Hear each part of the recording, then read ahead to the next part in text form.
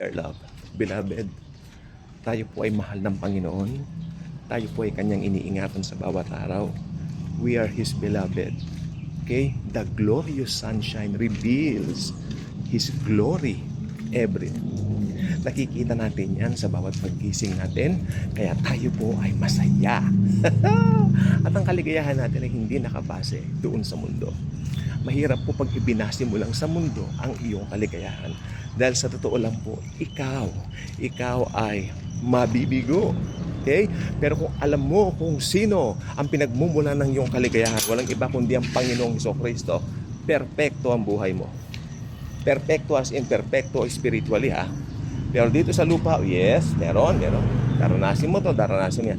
Pero kay Jesus, we are made perfect. Amen? At sa atin mahalaga yung perfection na yun na ibinigay na po sa atin. Okay? So, every morning, nare-reveal ang glory ni Jesus sa atin. Yan. Yung sunshine, no? Ang ganda. Yan ang kagandahan ng sunshine. Okay? Yun. Kita po ninyo, clear na clear ang sky. Pag ganyan, kunin natin yung opportunity na tayo ay maging maligaya. Okay? Yes, I can say opportunity po maging maligaya. Dahil sa panahon po ngayon, marami pong umaagaw sa atensyon ng tao para pag-aralan ng Holy Bible, the Word of the Lord Jesus Christ.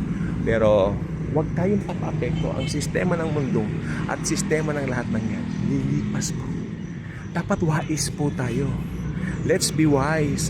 Okay? Hayaan natin ang Panginoong Hesukristo ang maging source ng ating kaligayahan. Okay? At itong araw na ito, napakaganda. Punong-puno ng hope. Kung meron kayong mga pinag-pray from the past week na parang hindi pa nangyayari, i-claim na po nyo. You know what? Christianity is about claiming and not requesting.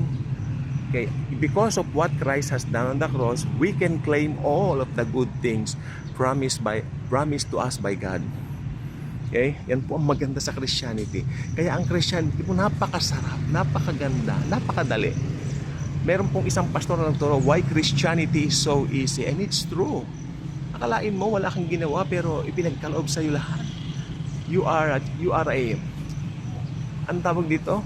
You are a receiver of blessing at yung blessing na nakuha mo, binabahagi mo sa iba at nagiging channel of blessing ka rin. Malaking karangalan to be used by God na maging blessing din sa ibang mga tao. May parating ang biyaya ng Diyos sa ibang mga tao sa pamamagitan ko rin, no? Dahil ginagamit ako, ginagamit ka, ginagamit tayo.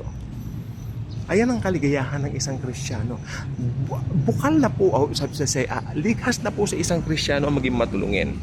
Hindi po siya madamot, siya po ay masayahin, siya po ay laging willing to help. Makikita po niya sa labas, makikita ng mga tao, ba't may kakaiba sa taong ito? Dahil siya ay born again Christian. He belongs to Christ Jesus the Lord. Okay? Yan po ang dahilan. Yan ang sagot. Si Jesus. Okay? Pag si Jesus nasa iyo na ang lahat. Maging maligaya ka. Choose to be happy. You know what? Ang pagiging maligaya, pinipili yan. You choose to be happy despite ng mga, sabi nila, hamon daw ng buhay. Actually, yung hamon-hamon na yan ng buhay, nasa isip lang ng tao yan. Iwasan mong manood ng mga ganyang mga palabas na yung mga ganyang tema. Hamon ng buhay, puro kahirapan, puro kabagabagan. How about manood ka ng mga preachings? How about sa YouTube ka na lang manood? Panoorin mo ang Daily Good Vibes. Panoorin mo itong ating channel. Piliin mo to. Maganda itong channel na ito, no? At ang ibang channel na nagpapahayag ng biyaya ni Kristo.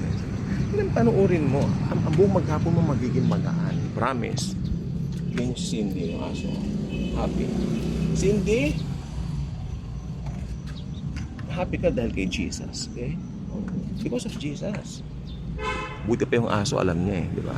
So ayan po ang gusto ko po sabihin po sa atin. Napakabuti ng Diyos.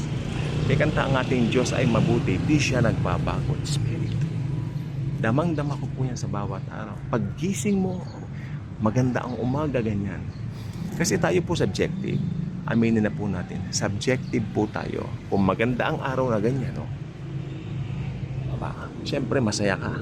Pero kung pangit ang paligid mo, bad trip ka. Diba? Kaya I believe subjective po talaga tayo. Okay? And the Lord understands that. It's hindi yan ano sa kanya. It's not a big deal sa kanya. Okay? At siya po ay pinili niya na i-bless tayo lagi. Yung mga pangako niya, gusto niya maranasan natin sa bawat araw. So claim it. Uulitin ko, if you are a Christian, you're not in the business of requesting to the Lord. You are in the business of claiming because of what He has done on the cross for you and me and to all people. Kaya lang hindi pa nila alam yung kanilang benefits sa cross, kaya yung iba hindi pa Kristiyano at kailangan silang maborn again. Doon magsisimula lahat. Sabi nga ni Nicodemo, paano magiging born again ng isang tao? Ibig sabihin, papasok ko muli sa sinapupunan ng aking nanay. Sabi ni Jesus, ay, teacher ka pa naman ng law, hindi mo naiintindihan ka ng Panginoon, di ba? Pero sinabi niya ito with love and respect. Okay, hindi sa paraan na tulad ng pagsabi ko dyan. Pero si Jesus, siyempre, very gentle ang Panginoon eh. Ayaw niya makasakit. Okay, pero pag ako lang yun, ako po, ewan ko na lang. Baka na-insulto ko si Nicodemo. Okay, ayun pong gusto ko pong sabihin, no? At sa mga dogs ninyo, very happy sila. Kasi ang Panginoon, ano ba yan? The Lord is always watching us. Okay, not to judge us, no? At pero gusto niya lagi tayong maging masaya, happy. Ayun ang boring eh. Okay? Claim the blessings. Nabibigyan natin ng karangalan ng Panginoon when we believe na may gagawin siyang maganda sa buhay natin. When we believe na itong week na ito mas magiging maganda kaysa doon sa dati. Ganyan po ang Christianity. You believe na may mas magandang nakalaan for this week rather than the past week. Dahil kung nung past week medyo bad trip ka, medyo ikaw ay parang, pero nung last week maganda rin po para sa akin. Marami maganda. Kaya lang po yung kulimlim, yung makulimlim na panahon, medyo nalulungkot ako pag ito. Pero pag ganyan kaganda ang panahon, ganyan kaganda ang panahon, clear sky tayo. Happy. Happy po talaga. So ang Lord natin talagang relax lang kayo mga anak. Sabi niya, ako ay may gagawin kamangha-mangha. Okay Lord, I'm waiting. I can't wait, Lord Jesus. I really can't wait for more blessings. Are you excited to be more to accept to receive more blessings? Are you excited? Ako excited na. Ay, anong gagawin niyo? Diyos ko, Lord. Thank you. Talaga po naman. Very happy. I'm so very happy. Walang mintis yan. Pag si Jesus ang nangako, totoo. Okay? So, yung pagmamahal niya, doon tayo magdepende sa pagmamahal niya sa atin. Yung iba nagdidepende sa pagmamahal nila sa Diyos. Aba, mahinang pundasyon yan, mga brother, mga sister. Dahil ang pagmamahal mo sa Diyos ay marupok. Pero pag pipiliin mong yung ipagmalaki yung ginawa ni Jesus sa cross, yung pagmamahal niya sa iyo, yun po ay perfectong pag-ibig at pagmamahal. Okay? The love of Jesus is perfect. Doon tayo manangan. Doon sa pag-ibig niya sa atin. Huwag kang manangan doon sa pag-ibig mo sa Kanya. Dahil yan ay babagsak. Okay? Babagsak ka. Parang si Pedro. Sabi niya, Lord, hindi kita pagkakanulo, hindi kita iiwan, Lord Jesus, sabi.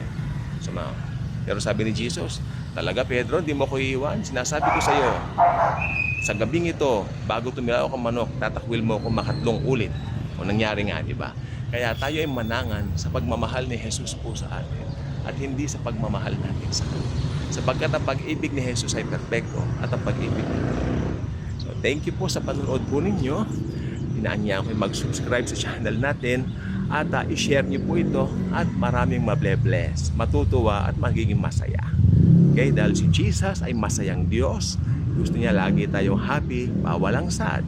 Okay? So, araw-araw, lagi natin tinataas ang ginawa ng Panginoon sa krus ng Kalbaryo. At ito lamang po at wala nang iba ang ating sandigan, totoong sandigan na mapangahawakan magpakailanman. So maraming pong salamat sa panonood ninyo. God bless you. Thank you, Jesus.